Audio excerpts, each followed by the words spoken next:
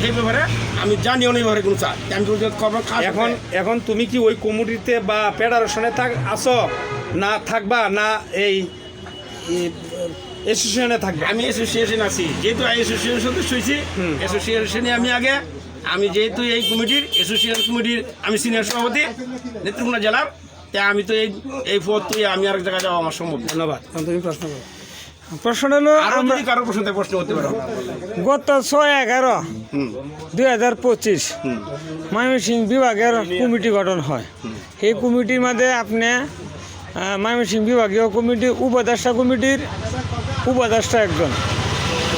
যেহেতু আপনি উপদেষ্টা কমিটির উপদেষ্টা একজন, আপনি আছেন আমাদের সাথে সুখে দুঃখে, বিপদে আপদে সবসময় আমাদের সাথে সহযোগিতা করছেন, আমাদের বিভিন্ন পদক্ষেপ আন্দোলনে আপনি আমাদের সাথে আছেন।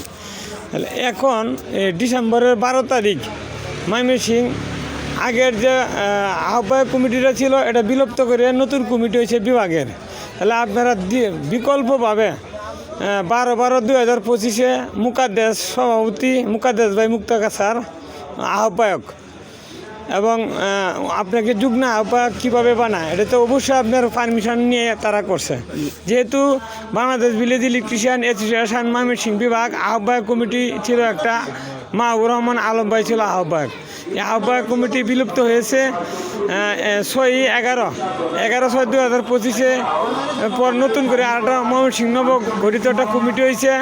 এই কমিটির সভাপতি হলো নূর মোহাম্মদ ভাই এবং সেক্রেটারি হাফিজুর রহমান।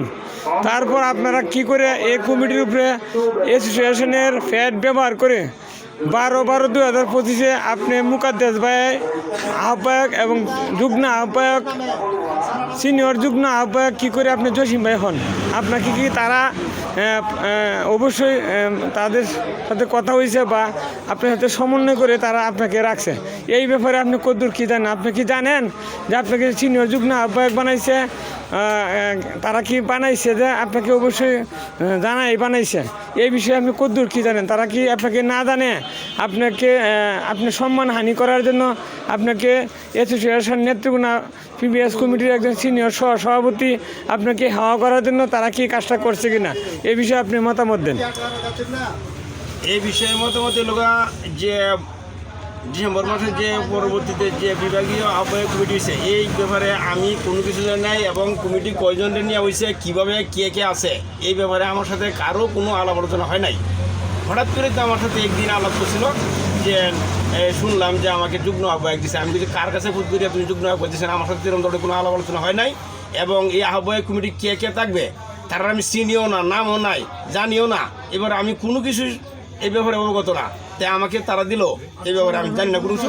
এই ব্যাপারে আমি কোনো কিছুই এই আহ্বায়ক কমিটি সম্বন্ধে আমার কোনো জানা নাই এবং আমি এই ব্যাপারে যেহেতু আমি জানি না, আমার যেহেতু কোনো পারমিশন নিছে না, আমার যেহেতু অনুমতি নিছে না, তাহলে আমি মনে করব যে এই যে আহ্বায়ক কমিটি আমাকে তৈরি করছে নিয়ে যুগ্ম আহ্বায়ক বানাইছে এবং এই কমিটির মাধ্যমে আমি নিন্দা প্রকাশ করছি যেহেতু আমার পারমিশন নাই।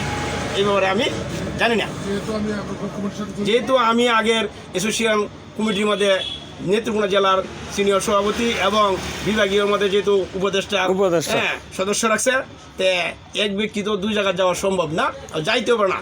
এই আইনে আমি সেই আইনে এই যে নতুন যে কমিটি হয়েছে এই কমিটিতে আমি নিন্দা প্রকাশ করছি। ধন্যবাদ।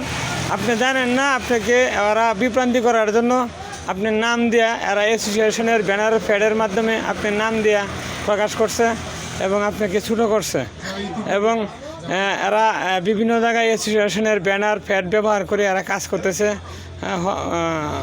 নাম ওরা করে এই বিতর্কিত করার জন্য হঠাৎ করে না জানিয়ে অনেক সিনিয়র নেতৃবৃন্দদেরকে অ্যাসোসিয়েশনের নেতৃবৃন্দদেরকে বিভ্রান্তি করার জন্য এরা বিভিন্ন কুচক্রি মহলরা হঠাৎ করে বিভিন্ন পায়তারা করছে এবং নাম নিয়ে এদেরকে বিভ্রান্তি করার জন্য অনেক চেষ্টা করছে।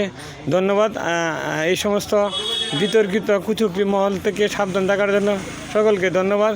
জসিম ভাই, আপনাদের প্রতি আমাদের একটা মনে একটা কষ্ট ছিল যে জসিম ভাই হঠাৎ করে কেন শৃঙ্খলা পরিপন্থী অ্যাসোসিয়েশনের শৃঙ্খলা পরিপন্থী কেন কাজটা করলো এটা নিয়ে আমরা সকলেই আমাদের একটা মনের মধ্যে একটা কষ্ট ছিল।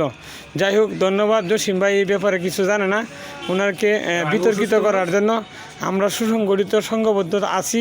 এটাকে ধ্বংস করার জন্য কুচক্রি মহলরা বিভিন্ন ধরনের পায়তারা করছে।